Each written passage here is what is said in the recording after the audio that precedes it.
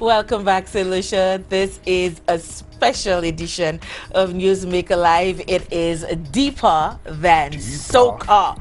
I wish I could say it like you, deeper. My bad, that wasn't bad. I'm not like, yeah, but yeah, this is a special edition of Newsmaker Live Deeper Than Soca, brought to you by Red Unlimited and Color Me Red. Color Me Red, don't forget that. Yeah, I know, right? I keep saying Red International, and I go, no, it's Red Unlimited. Yeah. You can make the ideas get Yeah. He's gonna have my hide. Thaddeus, He's gonna have my hide. But yeah, thanks, Thaddeus, for coming through.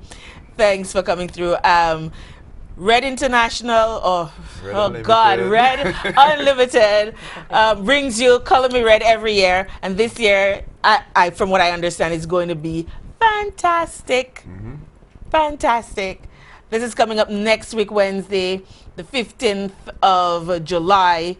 If you miss it, you can only blame yourself. So back to our guests, Sidale and Daniel. And I just found out that Daniel actually sings. Daniel sings. She sings soca. She has a beautiful voice. I was just listening to one of her songs that she sang, and I wish I could bring it to you guys through your television sets. I'm gonna try.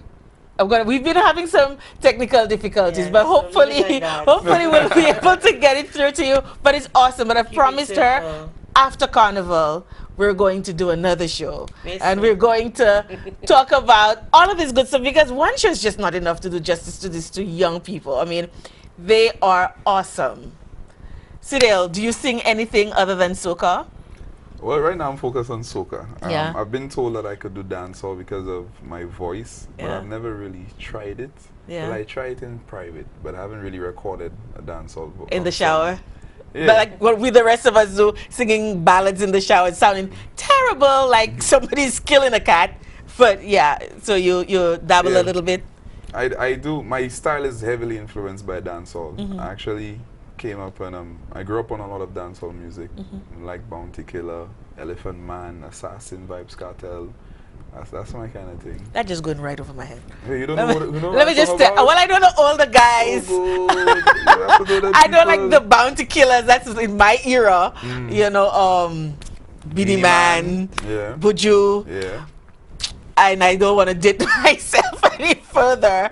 But yeah, I mean, I know Elephant Man. I mean, I have younger sisters. And Okay. I know a little bit. They laugh at me and they're shocked when they hear me, hum a little some. But yeah, yeah, I kind of know some people, some of the artists, but or recognize their names, but I'm not big into. Okay. I just like good music.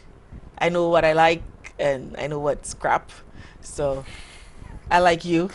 I like Thank your you, music. thank you. So you know what category you fall in. Ella, what about you? Like, do you just dabble in soca, or there are other genres that you sing and that we have to introduce St. Lucia to your voice? Awesome. Actually, my first set of singing was very theatrical because I started off on the stage, and I actually had training from the late Blaise Pascal, and Awesome the young little man. bits that of time that I spent with him, the technicality behind your voice, and being able to sing properly and to really belt and whatnot. So before Zenaida Productions, we used to do a lot of work. So that's why I started singing, so I could do the ballads and stuff like that. But you come from a Um, musical family, right? Like, Yes. Bless is her cousin. She's so modest, and she's so. But you guys were related, right? Yeah, bless. Yes, and your dad is, Yeah, my dad is yeah. You can go Dr. ahead. Beats, Yeah. So and he's yeah. a radio announcer. And I just besides just being on stage, I just always love music, especially groovy. Like back in the day when Destra was like in the 90s, and this, and because it's amazing how her voice evolved to what it is now. And my dad always playing old school music, so I have a love for like the old time, all the old time reggae, the old time. I sometimes tell my people, sometimes I wake up on his music because my father testing the speakers and his noise. So like I just always in this exciting environment. It was never a dull moment for me, especially in the days when you had upper level as well. I used to spend all my weekends there, and I think that's why I probably got all my inspiration of music too, and just meeting people, because the amount of people, different walks of life, the amount of things you see in a disco as well, just my experience, and I think all that has really molded me and shaped me. But I could sing ballads, and with my little time with Blaise, I was trained a little bit on Petronilla de Turville as well, operatic singing a little bit, not as much as Blaise, but a lot of that comes with training. So we did a lot of works in other productions. We've traveled to Africa, I've been to Senegal to perform for Awesome. the Black Arts Negro Festival. I can't remember the name. It was in 2010. I performed in Carriacou, the Carriacou, oh boy, I can't remember. The Maroon Festival in Carriacou. Yes, a small island off of the Grenadines. I've done that twice. Jamaica and here for a few festivals as well. So that's where I started, being on stage and stuff like that. And then all of a sudden I just started to kind of seep away and just want to be behind the scenes and just kind of start creating. And it was through Junior Frederick. She's the one that always told me that she felt that, that I have the directing thing in me. She was the one that just told me that. I didn't know that. And I started to do it. And it's been working out ever since. Awesome. Yeah. But it's Carnival, and we cannot escape the competitive aspect of it. Last year, one of your songs took home the crown, Numb, with Arthur, big up. And then your other song was actually the People's Choice, People's Monarch. Yeah. So I don't know. I just toot your own horn, girl. Like you. The people who know me. This is royalty. I know. But St. Lucia, a lot of the times we have great talent and we have awesomeness in a lot of young people, but you never know, and we never know, because they're doing their own thing quietly and nobody's tooting their horn. And one thing an uncle of mine taught me: if you don't do it, who's going to do it? Well, another uncle of mine told me, or another family member, most times you just have to let the work speak for you. Yeah. And for me, that's what I've been doing. Just so this year we've done the song, we've done the video. I'm thinking about what's next. I'm thinking about, and both me and Sideo, we had this kind of down moment last year. Like, boy, we have to come real good next year.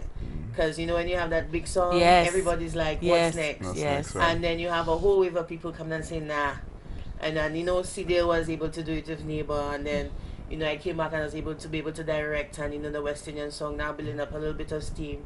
So it's just about continuously thinking about how can I allow my work to speak for me. Right. And it's not about boasting your what you've done. It's just about creating and getting it to be better and better and better and making it greater. Yeah. So you're feeling a lot. Both of you, are you up for the People's Choice, People's Monarch again this year? Yeah, I'm taking part in the People's Monarch as well as in the Groovy Monarch finals with Neighbor. But to piggyback on what Daniel said, the being behind the scenes, a lot of people, they look for who's part of the creative process. And I could appreciate what Daniel said, is because I am the same way. I like being behind the scenes, although I'm an artist and I'm in the forefront, because I happen to be very shy. A lot of people don't know that about me. I'm extremely shy. Really? Yeah. I'm very, shy too. Yeah. Oh my They God. think it's Well, a joke, no, I'm laughing. Seriously. No, honestly, I believe you. I'm laughing because I too am a very shy person. you're shy. Extremely. You see, nobody believes. Even the shy people Don't don't believe the believe shy me. people. But it's true. My Yeah. initial instinct when I'm meeting somebody new or for the first time or whatever is to pull back and just be quiet. Right. Believe it or not. That's my first You instinct. could have fooled me there. However, however, I have this nurturing motherly instinct in me ever since I was a little girl. So if I'm quiet and shy and feeling, and then you're feeling the same way, all of a sudden I feel like you shouldn't feel like that. Why are you feeling Right. that way? And I want to make you happy and I want to, take care of you. And then I forget that I'm shy, That you're shy. and I introduce Yeah. myself and I make, get you to smile. And then the two of us are having a A conversation. conversation. I can relate to So that's kind of how I've dealt with with that. But the time is flying so fast. We've got to take another break. And when we come back from the break, you two St. Lucia can have an opportunity to join in the conversation, and there'll be lots of prizes. See you on the other side of the break.